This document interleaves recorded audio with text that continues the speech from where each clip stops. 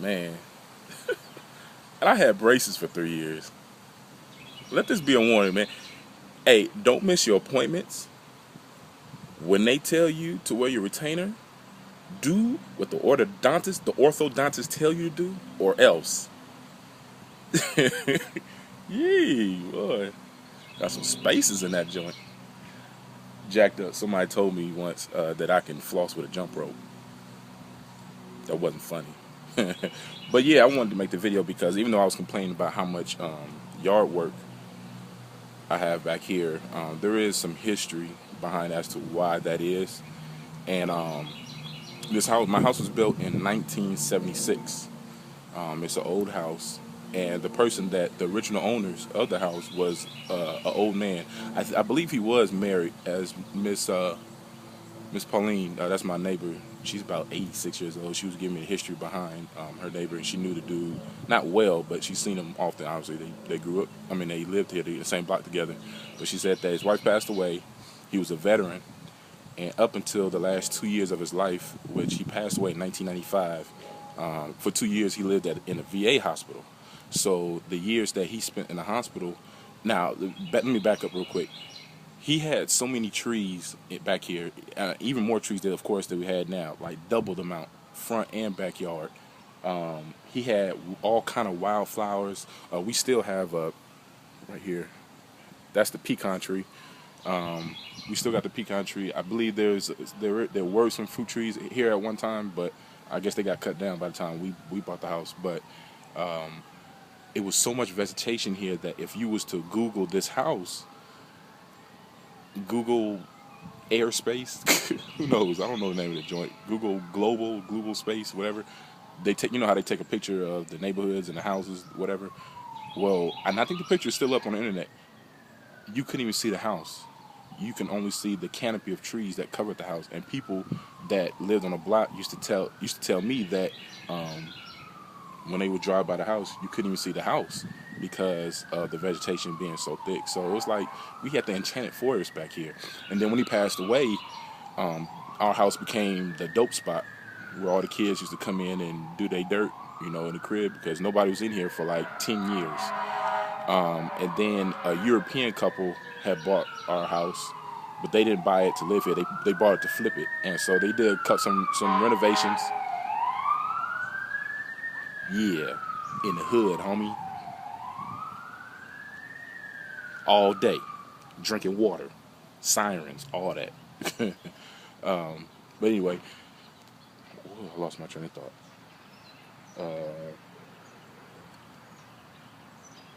I lost my train of thought. Oh, yeah, so nobody was living here. A British couple, not British, but European couple had bought the house. They flipped it, did some remodeling, renovating, and then we came in and we bought it. Now, when they bought it, they did some work outside. They did cut down. I've heard they actually cut a lot of trees down, but as you can see, and I've cut down like 8 trees myself. So it was a lot. It was literally a forest. Let me backtrack. In the 10 years or so that nobody lived here, I was told by my neighbor, I have a German neighbor behind me. She be lying sometimes, y'all. I don't know. She be telling me some fibs. But she said that they had to call the health department because there was so many animals that was in the backyard. And if you listen while I'm doing this video, you can hear all the different kind of birds that we got back here. It gets real in the morning. Like, I like it. My wife, not so much. But, yeah, man, and that's the story. That's why, this is a full job.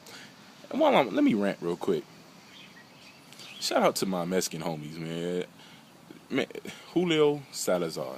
I'm going to give you a shout out because you cut my grass. You did the front yard for $35 and you did the backyard for $25 or vice versa because the backyard was a lot more work. This joker did my yard like it was a professional. He did his thing. You understand what I'm talking about? He stopped doing the grass because he had to go back home, wherever it is that, he had to take care of. These American individuals, I'm talking about black and white folks, refuse to do my lawn because they can't drive their drive-through lawnmower through my gate. So I can't get a gardener to cut my grass because they can't get their lawnmower. And that's how they get down out here. Like all these landscapers, if they can't take their lawnmowers through the gate, they're not gonna cut my grass. So shout out to my Mexican homies that and I thought about this. Julio, this cat had like 8 people with him. And if let's say how much, I think $80 to do my front and backyard, he had to split that 80. I'm imagining with 8 other people, or if he didn't split it, he still had to give them a cut. And I'm like, yo, that's not a whole lot of money. You know what I'm saying? Just to make a little bit of dough, they had to cut like 5 or 6 grasses, 5 or 6 lawns, whatever. So he did it for the low, and he did a job that was awesome. You know what I'm saying? That I can't complain. And I look at these American cats, and it's not like they're not doing good jobs, but they're not willing to put the hustle in, you know what I'm saying, to get the money. So it's like, y'all stop hating on my homies, man. They getting it. They doing it. You know what I'm saying? And they're doing what y'all not trying to do. So, yeah. Busters. Yeah, but, alright. Let me get back to your work. No more water. Peace.